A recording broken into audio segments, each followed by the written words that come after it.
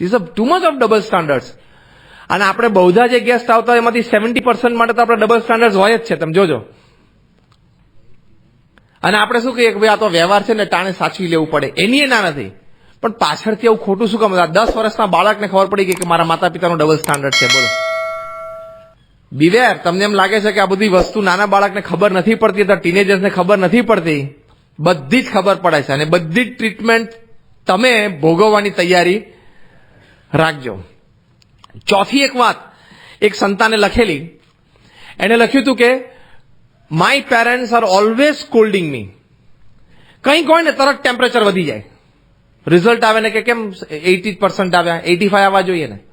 કોઈ દિવસ મને કોઈ વાત માટે એપ્રિશિએટ જ નથી કર્યું. જો આ બહુ સમજવા જેવી વસ્તુ છે. ઇટ્સ રિયલી ટુ બી ઇન્ટ્રોસ્પેક્ટેડ. કોઈ વખત મારા પેરેન્ટ્સે કોઈ વાત માટે મને એપ્રિસિએશન આપ્યું જ નથી. હું કંઈ પણ સારી વાત ભણવામાં કે રમતમાં એમની આવીને વાત કરું તો they never take it gracefully. તરત મને ઇમ્પ્રુવમેન્ટની જ વાત કરે. ઘણાની આવી આઈડિયોલોજી હોય છે, ઘણા પેરેન્ટ્સની. પણ પહેલા સમજવાનું, ઘણા પેરેન્ટ્સ શું કહે છે કે ના ના, એને સતત પ્રેરણા આપતા જ રહેવી પડે. First appreciate, then inspire. એકવાર એને 50% આવ્યા હોય ને તો એકવાર એને ખભો તો થાબડવો કે યુ રિયલી વર્કડ હાર્ડ. ભલે એવું ના બોલે કે ધ રિઝલ્ટ ઇઝ ગુડ, એવું તો બોલાય જ નહીં. 50%માં રિઝલ્ટ ઇઝ ગુડ તો નહીં જ બોલવાનું, પણ તમે એટલું તો કહી શકો ને કે તે ઘણી સારી મહેનત કરી, કંઈક તો કર્યું હશે ને 50% લાવવા માટે. 50% તો એમાં કંઈક તો ચોપડી હાથમાં 2-4 વખત તો પકડી હશે કે નહીં? કે પેપર કોરું મૂકીને આવીને ખાલી ક્લીનલીનેસ તો 10-10 માર્ક એ 50% થોડે થાય. ચોખ્ખાઈના 10-10 માર્ક આપે, આખું પેપર કોરું હોય તો એવું થોડે 50% થાય. You must first learn to appreciate things. As parents, this is the topmost, rather one of the topmost quality. તમારા સંતાનની કંઈ પણ વાત હોય ને તેને એપ્રિશિએટ કરો. આ બાબતે તમે વેસ્ટમાં જુઓ ને તો એ બાબતે એ લોકો હોશિયાર છે, યુરોપિયન અમેરિકન પેરેન્ટ્સ. કંઈક નાની વાત હોય ને તે થ્રો અ પાર્ટી. તમે જોજો, કંઈક નાની વાત હોય ને પેલો છોકરો કહે કે oh I got selected in my basketball team. પેલો ઘરે આવીને કહે ને એટલે સીધું કહે let's go for a party.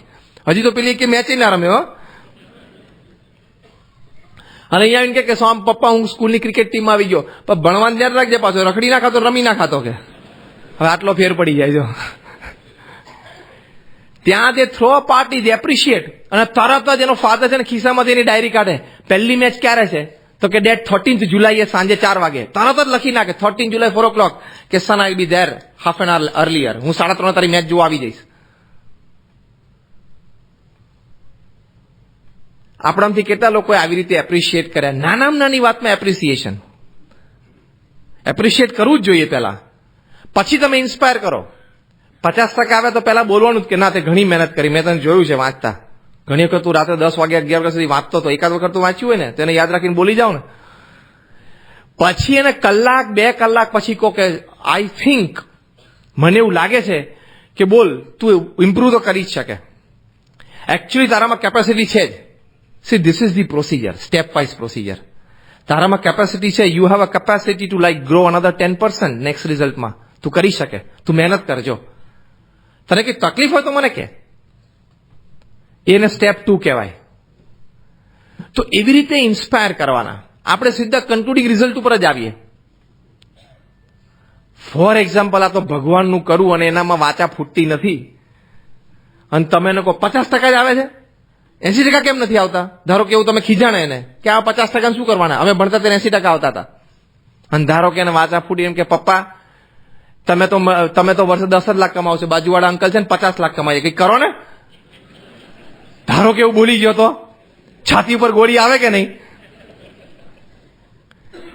મેં કહ્યું ને, હજી નાનો છે, એક્સપ્રેસ નહીં કરે, સંસ્કાર પડી જશે.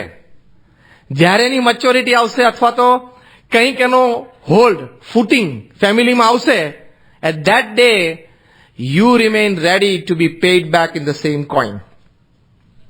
તમે 50 નું 80% કોને તમને 10 લાખ ને 50 લાખ નું કહી દે તો મોઢે ફરી કોઈ વખત જીભ ઉપડે તમારી બોલવાની? એટલે don't jump to the final conclusion, wait for a moment, અને first appreciate and then inspire. આપણે સીધું સ્કોલ્ડિંગ ચાલુ કરી દઈએ છીએ. સ્કોલ્ડિંગ તો આ વાત જ ના આવે. તમે જો રાઈટ વે એપ્રોચ કરો ને, ફર્સ્ટ એપ્રિશિએટ એન્ડ ઇન્સ્પાયર, તો સ્કોલ્ડિંગ જેવી શબ્દ છે જ નહીં. ભલે ડિક્શનરીમાં પડ્યો તો પડ્યો, પ્રેક્ટિકલ લાઈફમાં સ્કોલ્ડિંગ જેવી વસ્તુ જ નથી. એટલે કે ખીજાવા, સંતાનોને ખીજાવવું એ વાત જ નથી practical.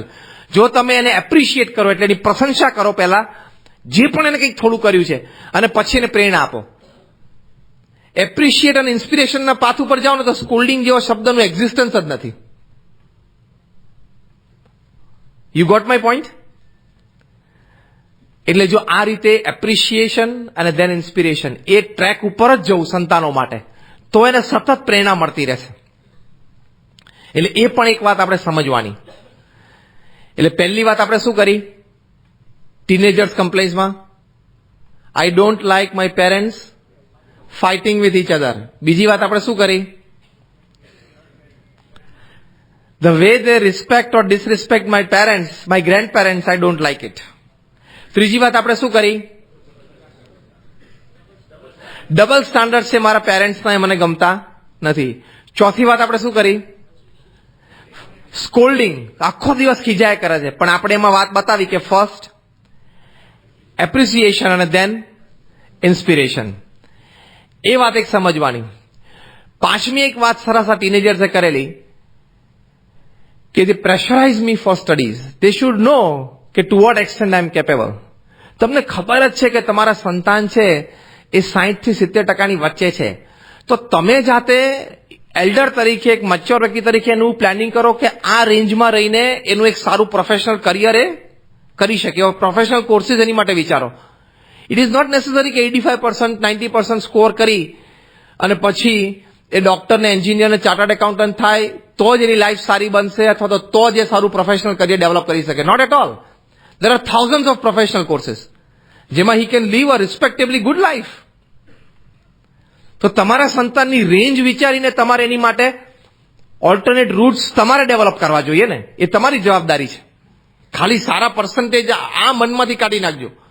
Majority of the problem when it comes to studies, rather academics, between the two generation, parents ને સતત એમ હોય છે કે મારા દીકરાને 85% આવવા જ જોઈએ.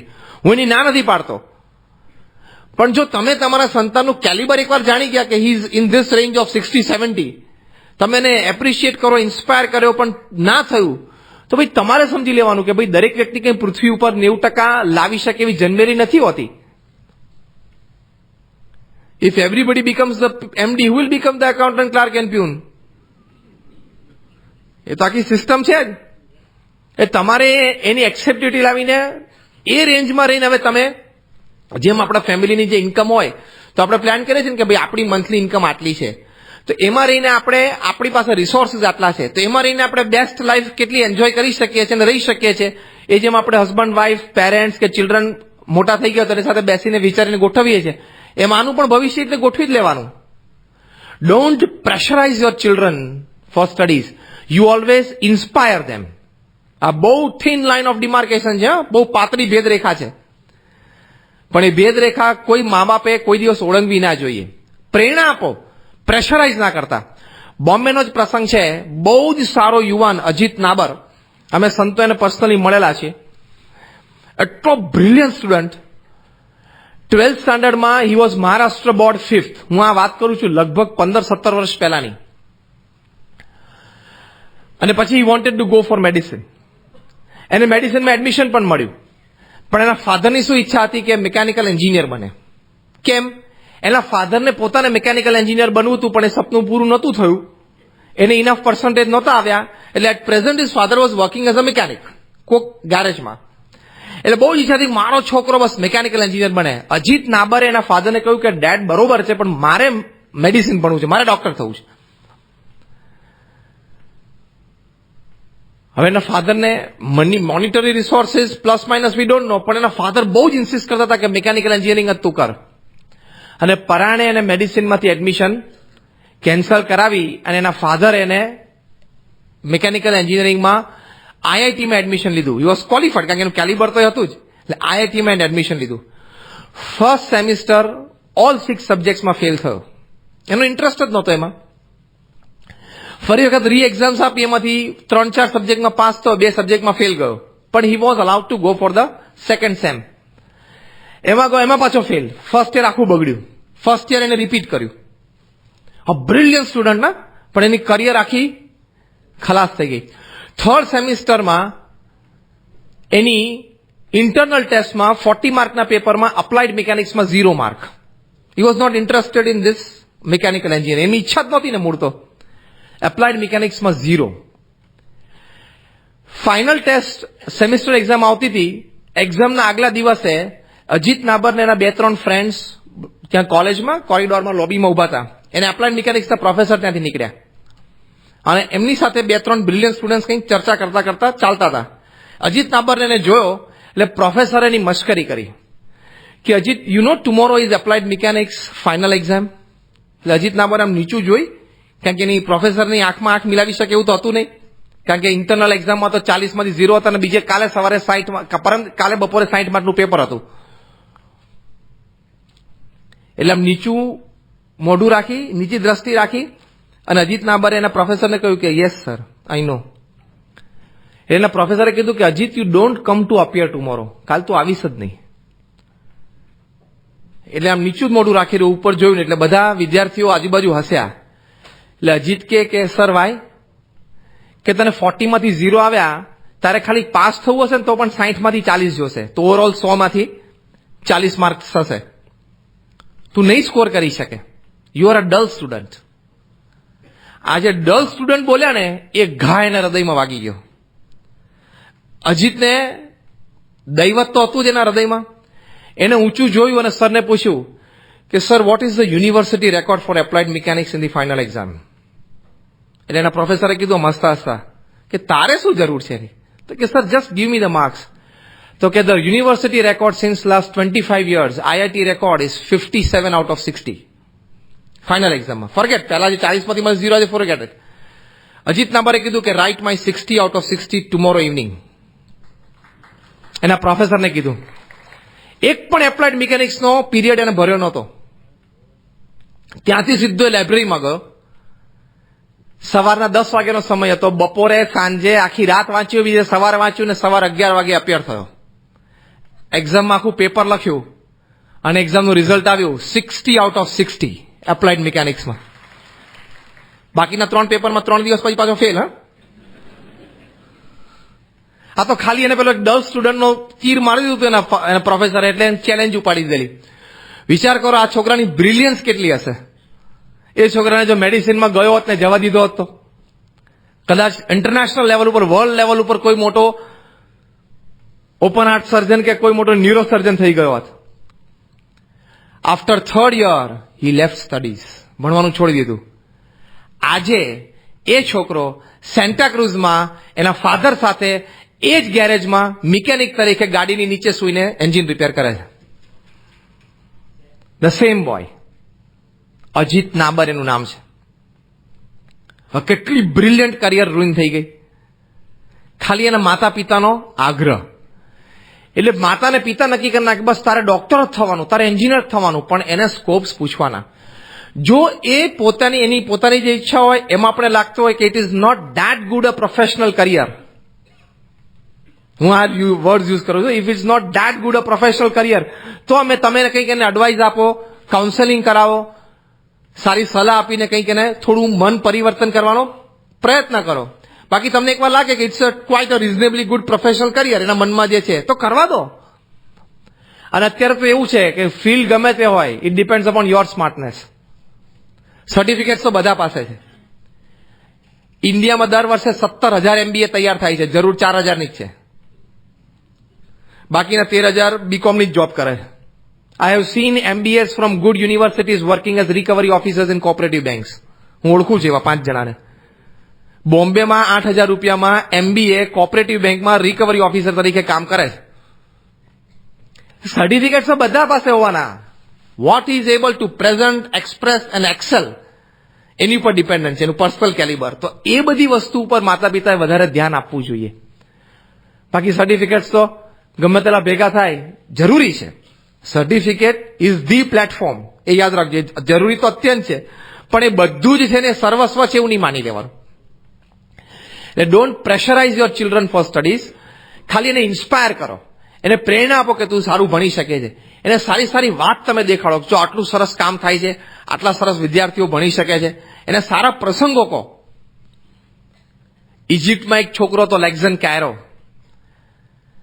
એ છોકરો લેક્ઝન નાનો, એને ઈચ્છા થઈ કે મારે ભણવા જવું છે, મારે ખૂબ સારું ભણવું છે, અને એને ખબર પડી ગઈ. આ હું તમને એક બે પ્રસંગ એટલે કહું છું કે this are the kind of incidents. આવા પ્રસંગો તમે તમારા સંતાનોને રોજ કહો કે એને અંદરથી એક ફાયર જાગે. મોટું કામ માતા પિતા આટલું જ કરવાનું છે, એને અંદરથી એક ફાયર જગાડી દેવાની કે યુ એક્સેલ, તું કંઈક કર, તું કંઈક કરી શકે છે, you are capable of doing something. એવું તમે એકવાર એને અંદરથી જગાડી દો ને, પછી તમારે મહેનત બહુ ઓછી કરવી પડશે, પછી બહુ મહેનત ઓછી કરવી પડશે. તો આવા સારા પ્રસંગો કહો. આવા પ્રસંગો તમે કહી શકો છો. એ સેમ્પલ એક બે પ્રસંગ હું તમને રજૂ કરું છું, which are real life incidents. લેક્ઝરને મન થયું કે મારે અમેરિકા જઈને ભણવું છે. ઇજિપ્તમાં એનું કેપિટલ કાયરોથી હી વોઝ લાઈક 200 માઇલ્સ અવે.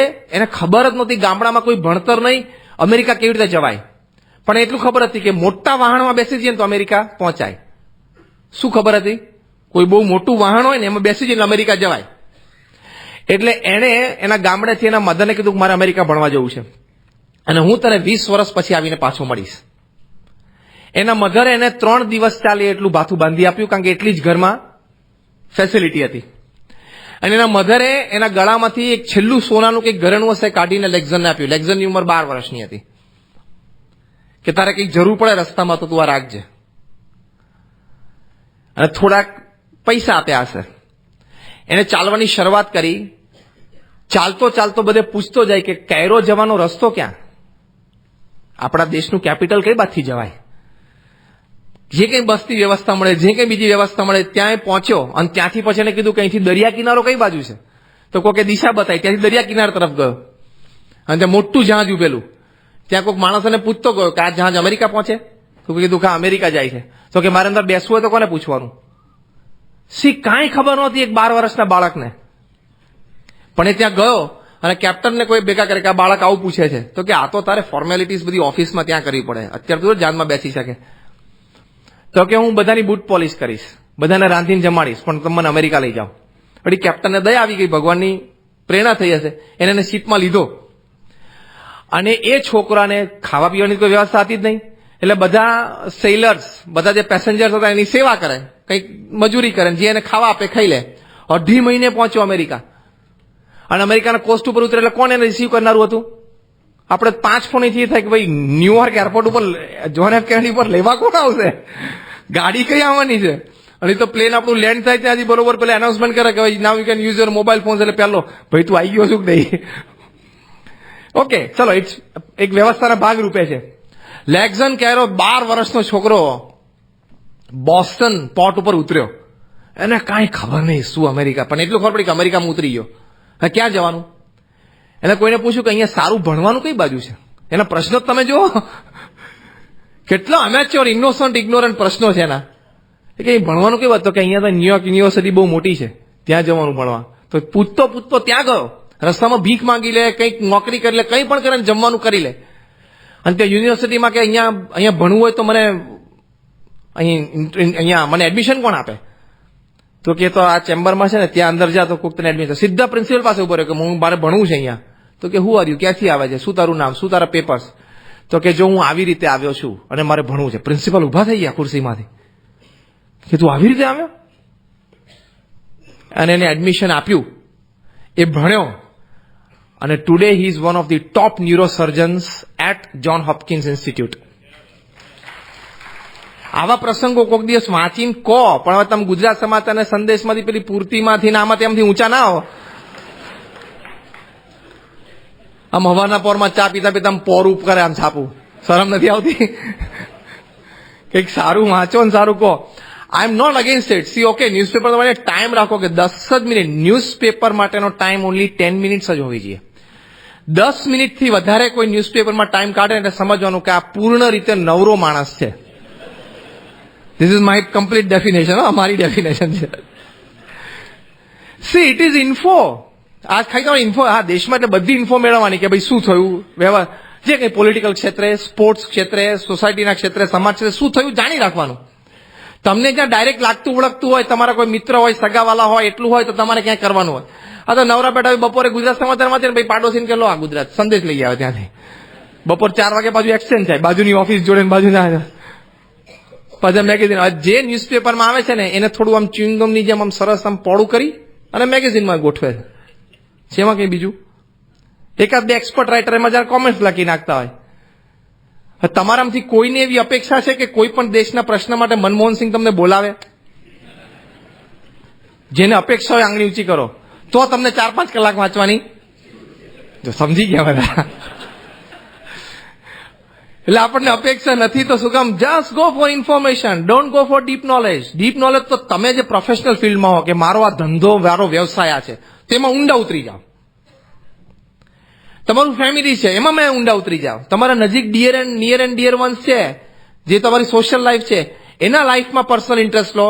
જેટલી પણ વ્યવસ્થા, જેટલી પણ અનુકૂળતા, ધેટ ઇઝ યોર લાઈફ. જે તમારી સોશિયલ લાઈફ છે ને તમારી પ્રોફેશનલ લાઈફ છે એમાં તમે ઊંડા ઉતરો ને. તો જો આ વસ્તુ સમજો કે આવી કઈ ક્વોલિટી વસ્તુ તમે રાત્રે સાથે બેસીને વાંચો, સંતાનોને કહો. રીડર્સ ડાયજેસ્ટમાં 1989 માં એક આર્ટિકલ આવેલો. I tell you another one incident which you can share with your children. જર્મનીમાં એક બાળક 8 જ વર્ષનો, એ વખતે ઈસ્ટ જર્મની તો કમ્યુનિસ્ટ હતું અને ત્યાં તો બધી પરિસ્થિતિ એવી હતી કે બધી રીતે છૂટછાટ મળે નહીં. ટીવી પર જોવે કે અમેરિકાના તો મોટા મોટા રસ્તા, પોળા રસ્તા, ગાડીઓ, મોટા મોટા building. I want to go there and study. એને ભણવાની ખૂબ ઈચ્છા હતી. તમને આ વાત માનવામાં નહીં આવે પણ આ હકીકત છે. એ છોકરાને એમ થયું કે અમેરિકા પહોંચવું કેવી રીતે થાય, જવું કેવી રીતે? તો રોજ દૂરથી બધા પ્લેનને ઉડતા જોવે કે આ પ્લેનમાં બેસે ને તો અમેરિકા જવાય. એને એટલી ખબર હતી 8 વર્ષના બાળક કે ભાઈ બધા પ્લેન અમેરિકા ના જતા હોય. એરપોર્ટ ઉપરથી ઉડે બધા કે અમેરિકા ના જતા હોય, બીજા દેશોમાં જતા હોય. એને એટલું મનમાં હતું પ્લેનમાં બેસી જઈએ ને એટલે અમેરિકા જતું રહેવાય. 1989 નો પ્રસંગ છે. પ્રસંગ બનેલો છે 1975-76 નો. એ રોજ એરપોર્ટની જે કમ્પાઉન્ડ વોલ હોય ને ત્યાં ચડીને ઊંચો થઈને જોવે કે આજે આ પ્લેન ગયું, આ પ્લેન ગયું. એક દિવસ એને હિંમત કરી કે બધા પેસેન્જર્સ ચડતા હતા ને અને કૂદ્યો એ કમ્પાઉન્ડ વોલ. અને પ્રસંગ બનવાનો હશે, કદાચ ભગવાનની કૃપા હશે એની ઉપર કે ક્યાંય સિક્યોરિટીમાં તે વખતે કદાચ 35-40 વર્ષ પહેલા એટલા કેમેરાસ પણ નહોતા, સર્વેલન્સ સિસ્ટમ એટલે કોઈ ગાર્ડ્સ જોયો નહીં અને દોડ્યો. ત્યાં સુધીમાં પ્લેનના ડોર્સ બંધ થઈ ગયા. એ છોકરો સીધો ચોંટી ગયો ટાયરને. Is a real life incident. અને ટાયરમાં ચડીને ક્લાઇમ્બ કરીને ટાયરની ઉપર ગયો. એને ખબર હતી હમણાં ટાયર ફરશે, એ રોજ જોતો હતો ખરો. એટલે ટાયરની ઉપર હેંગરમાં એ છોકરો ચોંટી ગયો અને પ્લેન ગયું રનવે ઉપર અને રનવે ઉપરથી ઉડ્યું અને ચોંટી ગયો કે બસ મારે અમેરિકા જવું જ છે. ઝીલ તો જોવે છોકરાની. અને પછી ટાયર અંદર લીધા પાયલટે, એટલે અંદર આવી ગયો. હવે ટાયર અને એના કેસિંગની વચ્ચે બેસી ગયો. એકદમ ટાઈટ તો હોય નહીં, સીધું ટાયર અડતું તો થોડી જે જગ્યા હોય એની વચ્ચે આવી ગયો. એને ખબર જ નહીં કે એ શું કરી રહ્યો છે એના લાઈફમાં. એક જ ઝીલ હતું કે I want to go to America and study. આ પ્લેન અમેરિકા જ જવાનું છે એને વિશ્વાસ જ હતો. એ તો હવે ઇન્ટરનેશનલ ફ્લાઇટ તો ગયું 35,000, 40,000, 42,000 ફ્લાઇટ ઉપર ગયું. શું થાય ત્યાં? આટલી ઠંડી, માઇનસ ટેમ્પરેચર, આટલા -30, 35 માઇનસ પહોંચે. એર કેટલી થઈને છોકરો બેભાન થઈ ગયો. ભગવાનનું કરુણ મર્યો નહીં. અને આ પ્રસંગ દરેક માટે પ્રેરણાદાયી બનવાનો હશે કે ન્યુયોર્ક એરપોર્ટ ઉપર જયારે પ્લેન ઉતર્યું અને ટાયર્સ નીચે અથડાયા જમીન જોડે, ત્યારે છોકરો ઉછળીને બહાર પડ્યો. સંપૂર્ણ અનકોન્શિયસ, થીજી ગયેલો. ન્યુયોર્ક ઉપર આ લોકોએ કેમેરામાં જોયું કે આ શું કોઈ વ્યક્તિ બહાર પડ્યો પ્લેનમાંથી. તો કારણ પ્લેન તો લેન્ડ થાય છે, માણસ કેવી રીતે બહાર પડ્યો? એટલે તરત ટીમ દોડી. તો જોયું તો આનું તો સાવ ફ્રીઝિંગ થઈ ગયેલું બોડી, પણ જોયું તો હાર્ટબીટ્સ ચાલુ હતા. Very lucky escape, rarest of the rare event, પણ બની ગયું. પછી તરત એને હીટ આપીને હોસ્પિટલ લઈ ગયા ને છોકરો જીવી ગયો. પછી એને પૂછ્યું તું કોણ છું, ક્યાંથી આવ્યો છું? 8 વર્ષના છોકરાએ હિસ્ટ્રી કીધી કે I want to study in America. હું અહીંયા રહું છું ને આવી રીતે હું આવ્યો છું. બધા જોઈ રહ્યા, જોયું તો ખરું બધા કેમેરામાં કે આ ટાયરમાંથી પડ્યો. He was awarded the citizenship of America. He was made to study at Stuttgart University, New York. અને અત્યારે એ છોકરો ઇલિનોય સ્ટેટની યુનિવર્સિટીમાં અ લીડિંગ પ્રોફેસર ઇન મેથેમેટિક્સ. હવે તો કદાચ રિટાયર થવાના છે. પણ જો એ હવે આવી ઇન્સ્પાયરિંગ સ્ટોરીઝ તમે તમારે કહ્યું કે એને ભણવા માટે આટલી ઈચ્છા હતી, આવી રીતે એને પ્રયત્ન કર્યો. બેટા તારે તો ક્યાં આટલી તકલીફ છે? આપણે સીધું જ કમ્યુનિકેશન બાળક સાથે ક્યારે કરીએ છીએ? પેલો આઈને રિઝલ્ટ હાથમાં આવે ને, આમ રિપોર્ટ હાથમાં આવે ને, ડફોડ છું મેથ્સમાં 50 માંથી 35 જ આવ્યા. સીધું કમ્યુનિકેશન ક્યારે શરૂ થાય? બાળક સાથે અભ્યાસ સંબંધી વાર્તાલાપ એ રિપોર્ટ કાર્ડ હાથમાં મૂકે ત્યારે જ થાય છે, એ સિવાય તો. પણ આવી કોઈક દિવસ વાતો કરીએ તો કોઈક દિવસે 35 માંથી 40 પહોંચે ને 45 પહોંચે 50 માંથી. એટલે આવી સારી વાતો તમે તમારા સંતાનોને કરો. How many of you do it regularly? કે જો 2, 3, 5 જણા પ્રસંગ છે, આપણે બેઠા છીએ 600 જણા, બધા નિયમ જ લો 10 મિનિટ વધારે છાપું નહીં વાંચવાનું. એમને અહીં સભામાં આવીને પ્રવચન સાંભળીને તાલીઓ ના પાડશો, અમારે તાલીની જરૂર નથી. એકાદ તાલી હાચી પાડ લો તમારા જીવન માટે. કંઈક આવી સારી વાતો તમારા સંતાનો સાથે શેર કરો. There is a hall world. આખી શાંતિથી રાત્રે બેસીને 10-15 મિનિટ બેસીને આવી સારી વાતો કરો એકબીજાને. છોકરાને કેટલી બધી ઇન્સ્પિરેશન મળશે, કેટલી બધી પ્રેરણા મળશે. આ તો અભ્યાસ સંબંધી વાત કરી. આ તો આપણે lecture series my family happy family તો બહુ લાંબી ચાલશે, દરેક દ્રષ્ટિકોણ આપણે લેશું. પણ જો તમે તમારા બાળકોને ખાલી ખીજાવાનું અને પ્રેશરાઇઝ કરવાનું વાત ના કરો, એને એપ્રિશિએટ અને ઇન્સ્પિરેશનની વાત કરો. આવી સારી વાતો કરશો તો એને ખૂબ પ્રેરણા મળશે અને એને એક સપનું જગાડી દો. એને એક મનમાં લગાડો કે I want to do something in life and make him feel that you are capable of doing something. એને એવું ફીલ કરાવી દો એકવાર કે તું કંઈક બેટા કરી શકે છે, કંઈક કરી શકે છે. એકવાર હસતા હસતા એક બાળકે પૂછ્યું કે dad if I go on the top of Mount Everest what will you give me? આ તો એક જોક છે. What will you give me if I go on the top of Everest? તો છાપો વાંચતા વાંચતા કે જેન્ટલ પુશ, ધક્કો માર દઉં તને. તો છોકરો શોક થઈ ગયો કે હું માઉન્ટ એવરેસ્ટ ઉપર ચડું તો મને શું આપો? તો પેલો કે ધક્કો. તો કે ડેડ કેમ એમ? કે 3 માં ફેલ થાય ધક્કો જ મારવાનો. હવે આ વાત પેલા બિચારાને એક માઉન્ટ એવરેસ્ટનું સપનું જાગ્યું, એને ત્યાં જવાનો એક વાર વિચાર આવ્યો. પણ તમે મોકલો નહીં તો કાંઈ નહીં, પણ એને કહો તો ખરા કે બેટા હું તાલી પાડું, એટલું તો મિનિમમ કહો કે બેટા હું બહુ ખુશ થઉં, તને બહુ સારો વિચાર આવ્યો કહેવાય, આની આ જ હિંમત તું ભણવામાં રાખતો તારે 80% આવી જાય, એવું કંઈક બોલો તો ખરો. તો છાપું વાંચતા વાંચતા કે ધક્કો મારું. લે કેમ? તો કે 3 માં તું ફેલ થાય ધક્કો જ મારવાનો ને કે તારે. એટલે C sometimes V don't know what we are talking. કંઈ વિચાર વગર, પાછળ કંઈ શાંતપણાના ભાવ વગર એમને બોલી જઈએ કુટુંબમાં સંતાનો સાથે તો બહુ ડેન્જરસ છે. એટલે આપણે બરોબર યાદ રાખવાનું. બીજી એક ફરિયાદ આ ટીનેજર્સે કરી કે અમારા પેરેન્ટ્સ છે ને they are very very over possessive, કે વધારે પડતા અમારી ઉપર આમ ઓવર પોઝેસિવ રહે છે કે બેટા તું ધ્યાન રાખજે, તું અહીંયા ભેગો આવો, હજી સહેજ આમ ટ્રાફિકમાં છૂટો પડે ને અહીંયા આવતો રે એક્સિડન્ટ થઈ જશે. બરોબર તમે એની કેર કરો, પણ ઓવર પોઝેસિવનેસ નહીં રાખવાનું. બહાર જવાનું હોય ફેમિલી સાથે તો પેલો બિચારો તૈયાર થઈને આવે ને, આવું પહેરાતું હશે, ચાલ ટી શર્ટ બદલી આવો. હવે નાના છોકરાને તમે કઈ ફેશન પરેડમાં જ નથી લઈ જતા કે એને કપડા બરોબર જાય, એને ગમ્યું તો પહેરવા દો ને. અને નાના 5, 7, 10 વર્ષના 12, 15 વર્ષના છોકરાને જોઈને ક્યાં કોઈને એમ થવાનું કે આ એને ઉપર યલો પહેર્યું નીચે રેડ પહેર્યું. અને તમે પહેરવા માંડશો, કાલ સવારે એકાદ એક્ટર પહેરવા માંડશે તો તમારામાં ક્યાં બુદ્ધિ છે? કાલ સવારે એકાદ ખાન પહેરવા માંડશે, ઉપર પીળું નીચે લાલ, તો તમે પહેરવા માંડશો. એમાં તમારે ક્યાં બહુ લાંબુ છે અહીંયા? ત્યાં તમારા છોકરાને કહો છો હું કામ ઉપર પીળું નીચે લાલ પહેર્યું છે. એટલે એ બધી થોડીક એને ઇન્ડિપેન્ડન્સી આપી દે, બહુ ઓવર પોઝેસિવ થવું નહીં. આમ જમતો હોય ને તો આમ જોયા કરે. લિટરલી આ છોકરે અમને કહેલું કે પ્લેટ પર જઈ કરે કે કેમ શાક ઓછું લીધું છે? મૂકો ને માથાકૂટ, આટલી બધી માથાકૂટ કર્યા વગર કેમ શાક ઓછું લીધું? કે આખી રોટલી તું ખાઈ ગયો, શાક તો બહુ ઓછું કીધું, લે બે શાક. કે મમ્મી મને આ શાક નથી ભાવતું. કે ભવડાવવાનું બધું ના શું ભાવે? કે છે આનાથી લોહી બને. તો લોહી તો બધાથી બને છે, એને ખાવા દો ને. This is called over possessiveness. બહુ વધારે પડતું એનું બધું આમ. This is over protectiveness. Over possessiveness અને ઓવર પ્રોટેક્ટિવનેસમાં સંતાનો બગડે છે, એનો ઇન્ડિપેન્ડન્ટ ગ્રોથ થતો નથી.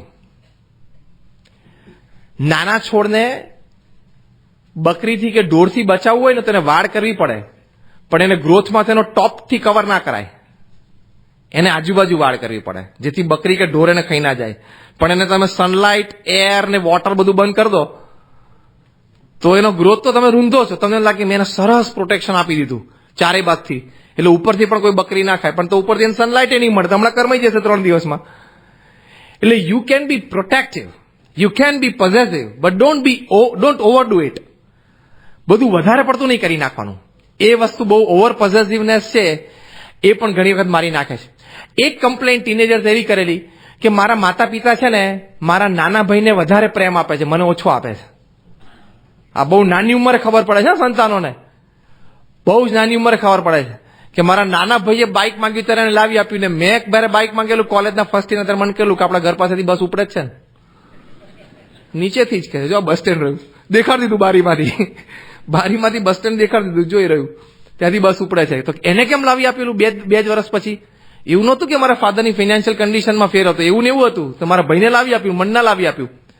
આ તો મોટા થઈને બાઇકની વાત, પણ બહુ નાનપણથી બિસ્કીટમાં ભેદ પાડશો ને એ ખબર પડશે. અને હમણાં એક રિસર્ચ થઈ અમેરિકામાં કે children who have found less love, less care from their parents in their early childhood can easily be victimize to blood pressure and diabetes. ભવિષ્યમાં, કારણ કે આ એક છે ને નાની પેલો ઝીણોતા હોય ને, આમ માણસ હરે ફરે ઝીણોતા હોય ને તો એ માણસ જરા હરે ફરે કામ કરે, ઓફિસે આવે, આમ બહુ જાણે નહીં કે આમ ઝીણોતાવ ચાલુ હોય, પણ તમને મજા ના આવે. સામેવાળા માણસને ખબર ના પડે કે તમને તાવ છે, ઘણી વખત અડે ને તો ખબર ના પડે, એકદમ ઝીણો તાવ હોય પણ તમને આમ સુસ્તી રહ્યા કરે, મજા ના આવે. એમ એને આ ઝીણો તાવ મનમાં રહ્યા કરે. ગમે તેમ તો મારા માતા પિતાએ છે ને મારા નાના ભાઈને, મારી નાની બેનને એને બહુ વધારે પ્રેમ આપ્યો, મને ઓછો આપ્યો છે. એ જે એને મનમાં રહ્યા કરે ને એને લઈને બ્લડ પ્રેશર, ડાયાબિટીસ સુધીની શક્યતાઓ છે એવું રિસર્ચ થયેલી છે હમણાં. It is a scientific research, પ્રોવન thing. તો એ ડિફરન્શિએટ કોઈ દિવસ ના પાડો. એક સંતાન હોય તો એવરીથિંગ ઇઝ ઓકે, પણ બે સંતાન હોય તો બહુ ધ્યાન રાખવું, બેને ઇક્વલી થવું જ જોઈએ. અને નાના બાળકોને જીદ જ હોય, એક જણાને કપડાં લઈ આપો એટલે બીજાને જોઈએ જ અને લઈ જ આપવાના,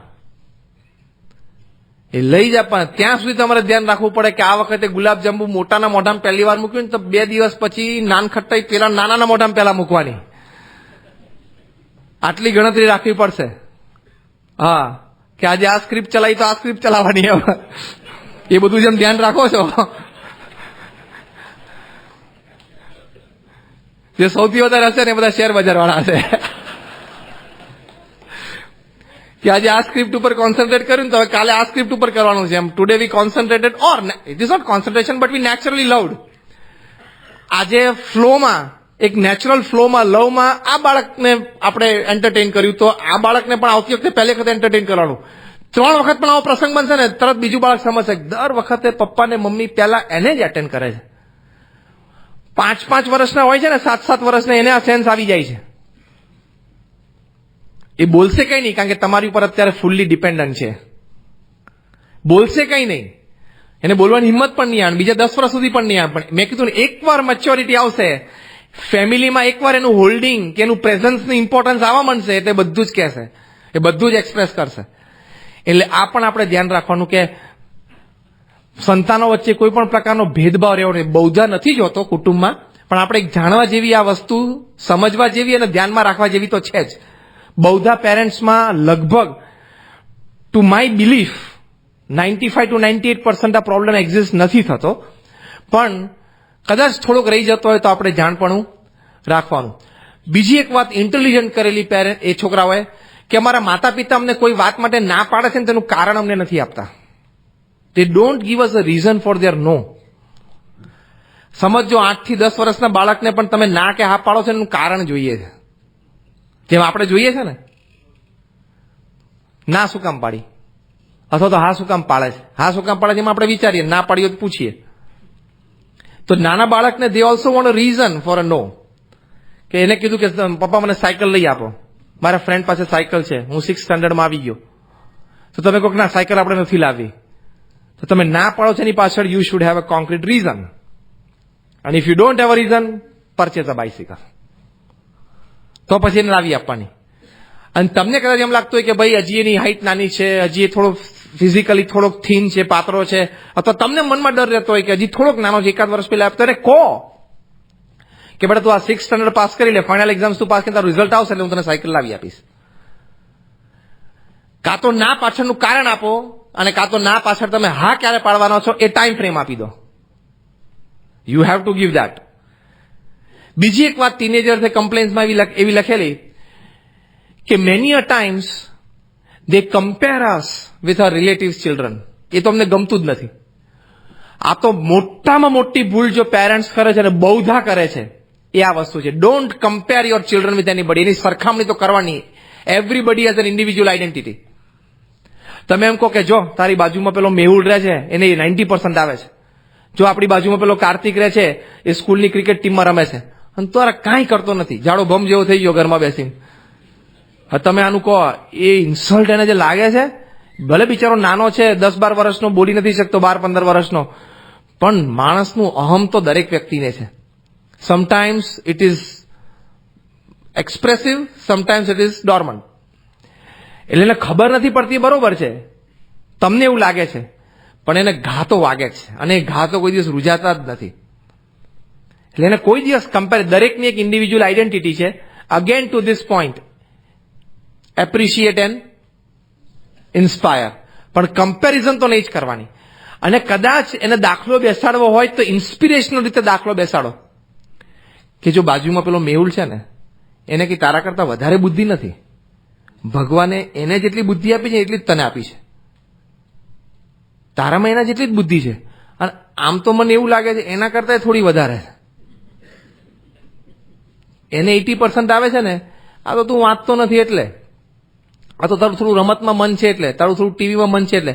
બાકી જો તું અત્યારે વાંચે ને કરતા થોડુંક વધારે વાંચે ને, પ્રોપર તું ટ્યુશનના સર કહે છે, ક્લાસમાં ટીચર કહે છે, પણ પ્રોપર ભણ ને, ઇઝીલી 80% આવે.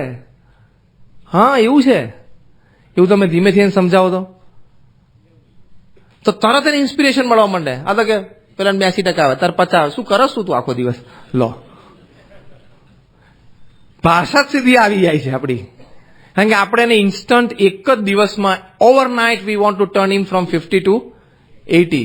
તો તમે બિઝનેસમાં ઓવરનાઇટ 50 માંથી 80 જાઓ છો? તે કેવી રીતે જાય બિચારો?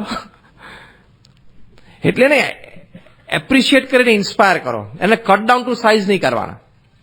અને એકદમ સમસમી જાય છે અને જબરજસ્ત અપમાન લાગે છે, પણ બિચારો બોલી શકતો નથી. Again because he is fully dependent upon you. અત્યારે તમારી ઉપર, માતા પિતા ઉપર સંપૂર્ણ એ ડિપેન્ડન્ટ જીવન જીવે છે, એટલે બોલતો નથી ને બોલી શકતો નથી. બાકી એને ઘા તો વાગે જ છે. એટલે કોઈ દિવસ કમ્પેરિઝન તો કરવાની જ નહીં. એટલે આ અમુક થોડાક મુદ્દાઓ આપણે ધ્યાનમાં રાખવાના. એક બહુ જ સરસ પુસ્તક જો બધા પેરેન્ટ્સે વાંચવું હોય તો એક સ્પિરિચ્યુઅલ પેરેન્ટિંગ નામનું પુસ્તક, જેની પાસે કંઈક પેન કે કંઈક કાગળ તો ખાલી ટાઇટલ લખી રાખજો. અને એના લેખક છે ડેવિડ કેરોલ. સ્પિરિચ્યુઅલ પેરેન્ટિંગ બહુ જ ફાઇન બુક છે, લગભગ બધા જ પેરેન્ટ્સે વાંચવી જોઈએ. એમ સમજો કે આપણે રવિ પૂરતી વાંચો ને કે આવું કંઈક વાંચો રવિવાર સવારે કલાક. Spiritual parenting by David Carroll, બહુ સરસ વાત લખી છે. એમણે બહુ સરસ એક વાક્ય લખ્યું છે કે we should replace our destructive parenting methods with constructive ones. આ બધી મેં વાત કરી અત્યાર સુધી એ બધી ડિસ્ટ્રક્ટિવ પેરેન્ટિંગ મેથડ્સ છે, હાનિકારક છે, તોડે છે, ફોડે છે, જોડતું નથી. કન્સ્ટ્રક્ટિવ પેરેન્ટિંગ મેથડ્સ બહુ સરસ એમને રિસર્ચ પછી લખી છે. આપણા ઉપનિષદમાં બધી જ વાત છે, પણ કદાચ તમને ઉપનિષદ તો જળશે નહીં, જળવાનો પ્રયત્ન તમે નહીં કરો, લાઇબ્રેરીમાં જવાનો પ્રયત્ન નહીં કરો, પણ આ બુક એના સાર રૂપે સારી હાથમાં આવી છે, તમે એને વાંચી શકો છો. એમણે અમુક વસ્તુ તો બહુ સરસ લખી છે. બધો તો આપણી પાસે ટાઈમ નથી, 9 ને 10 થઈ, આપણે 2 મિનિટમાં પૂરું કરીએ, 5 મિનિટમાં બધી તો શેર કરી શકું એમની ટાઈમના લીધે, પણ 1-2 વસ્તુ તમને કહું, બહુ ફાઇન લખી છે કે ચિલ્ડ્રન નેવર મિસબિહેવ, એવું એમને ક્લેમ કર્યું છે. રિસર્ચ કેટલી કરી છે? 1 લાખથી વધારે ચિલ્ડ્રન ઉપર એમને રિસર્ચ કરી છે. 1 લાખથી વધારે પેરેન્ટ્સનો ઇન્ટરવ્યુ લઈને એની ઉપર રિસર્ચ કરી છે. એમણે એવું સ્ટેટમેન્ટ આપ્યું કે children never misbehave, it is their way of expressing what they like and what they don't like.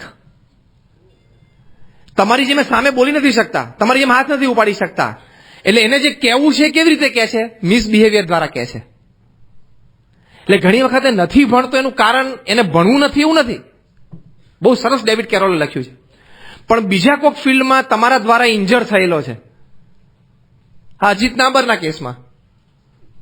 એટલે એનું રિએક્શન એ કેવી રીતે આપે છે કે હવે હું પપ્પાને કેવી રીતે દેખાડી દઉં? પપ્પાએ મને બધું દેખાડી દીધું, ધારો કે મને લાફો મારી લીધો, બધાની હાજરીમાં મારું અપમાન કરી નાખ્યું, તો હવે પપ્પા એમ જ સમજે છે ને કે હું ડફોડ છું. બસ હું ડફોડો છું, મારે 50 જ આવે, જાઓ ને, પતી ગયું. એક વાર એના મનમાં આવી ગયું ને, then you will never be able to improve the situation. This is called destructive parenting method. એમાંથી કન્સ્ટ્રક્ટિવ પેરેન્ટિંગ મેથડમાં આવવાનું.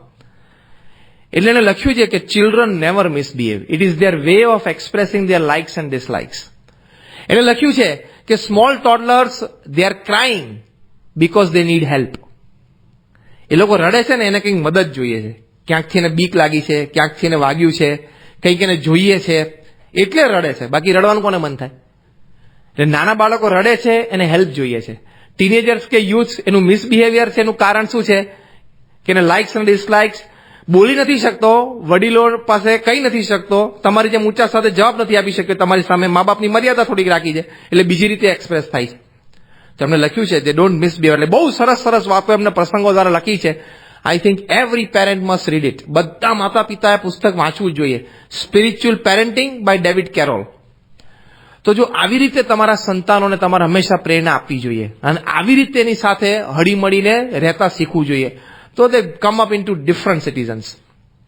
પ્રમુખ સ્વામી મહારાજ છે, આ સંસ્થામાં કેટલા બધા બાળ મંડળ અને કિશોર મંડળો ચાલે છે. ખાલી બોમ્બેમાં જ more than 5,000 children are attach to Swaminarayan Mandir Dadar. અને તમે રવિવારે સાંજે સ્વામિનારાયણ મંદિર દાદર આવો તો તમે તમારા જીવનમાં ક્યારે દ્રશ્ય ના જોયા હવે તમને દ્રશ્ય જોવા મળશે. નાના નાના શિશુઓ છે એને અમારા સંતો ટ્રેનિંગ આપે છે, માતા પિતાને કેવી રીતે પગે લાગવું. નાના નાના શિશુઓને આ બધી જ વસ્તુ ફેમિલી લાઈફ વિશે અમે શીખવાડીએ છીએ. પછી ટીનેજર્સ, અક્ષરબુ અને ઓલ્ડ બિલ્ડિંગના જુદા ફ્લોર્સ ઉપર, નવા બિલ્ડિંગના જુદા ફ્લોર્સ ઉપર ટીનેજર્સ એવરી સન્ડે ઇવનિંગ. કદાચ દાદર સ્વામિનારાયણ મંદિર એક જ એવું પ્લેસ છે બોમ્બેમાં જ્યાં 900 ટીનેજર્સ 2 કલાક માટે આવે છે એવરી સન્ડે ઇવનિંગ. અને એની માટે પ્રમુખ સ્વામી મહારાજ આખું સ્પેશિયલ એસી હોલ તૈયાર કર્યો છે, યોગી મંડપમ. અને એ લોકો જે એક્ટિવિટીઝમાં થાય છે દે કમ ફ્રોમ ગુડ ફેમિલી અને ખૂબ સારા છોકરાઓ તૈયાર થાય છે. તો આવા બધા સંસ્કાર, આવી બધી ભાવનાઓ એ સંતાનોમાં રેડીએ. That is education. એજ્યુકેશન જે એકેડેમિક ઇન્સ્ટિટ્યૂટ્સ આપશે દેટ ઇઝ 20%. 80% તો તમારે આપવાનું છે, એ તમારે યાદ રાખવાનું. તમે ફી ભરીને છૂટી જાઓ છો, શું કરો છો? શું એવરીબડી ત્યાં તો એને 20% જ મળવાનું છે એકેડેમિક્સ, દેટ ઇઝ ઇન્ફોર્મેશન.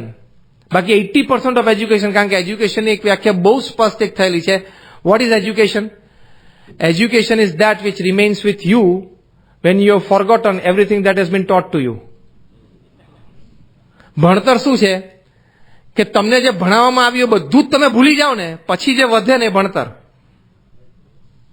એ તમને એ પણ ભૂલી કે હું બીએસસી થઈ ગયો, હું બીકોમ થઈ ગયો, મારે ફિઝિક્સ આવતું કેમ, એ બધું ભૂલી જાઓ ને પછી જે કોન્ક્રીટ રહે ને એટલે શું?